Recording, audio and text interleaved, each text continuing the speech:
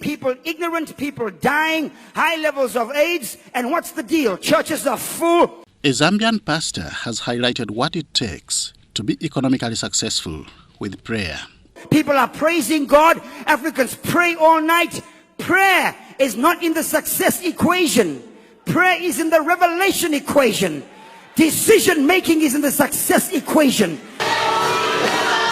His argument is based on Africans spending more time in church praying at the expense of working for sustainable livelihood. In 2010, more than 200 countries were found to have 2.18 billion Christians of all ages around the world. This represented nearly a third of the estimated 2010 global population of 6.9 billion people. A 2010 comprehensive demographic study on religion and public affairs conducted by an online research center put America at the top with over 200 million Christians. Africa was also privileged to contribute to these statistics with over 500 million Christians. China, which is the next large world economy, they have stated that in the next 10 years, 20% of the Chinese people will be multimillionaires. That means almost 450 million Chinese will be millionaires. They are not Christians, they are Buddhists.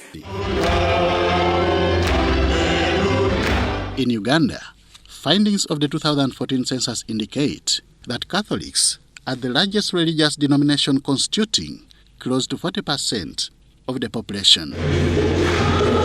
It is here that the role of the church leaders chips in regard to guiding congregations in fighting poverty.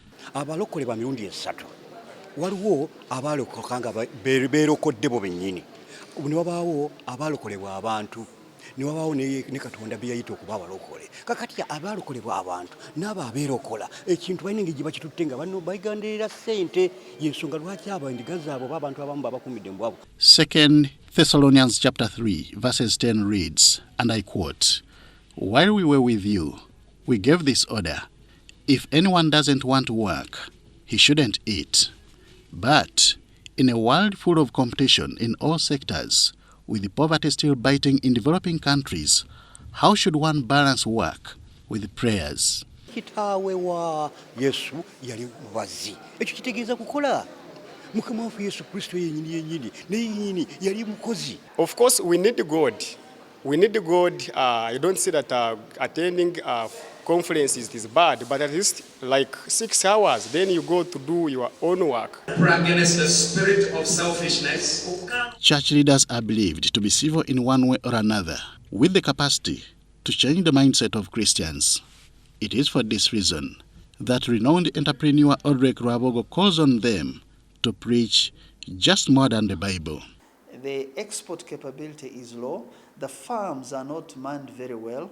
If you are a church in that, should you just focus on religion and spirituality only, or you should shape the 360-degree thinking of this young person?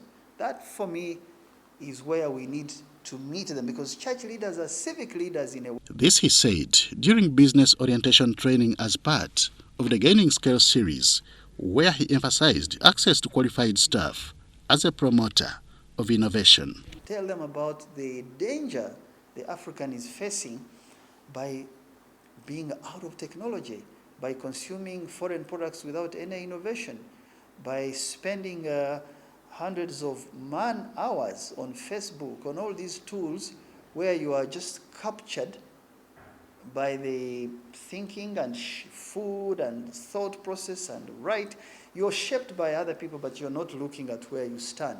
Poverty is the absence of sufficient sustenance to maintain a complete life.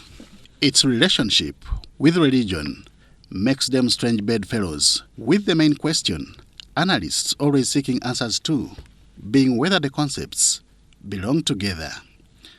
Henry Okrut, UBC.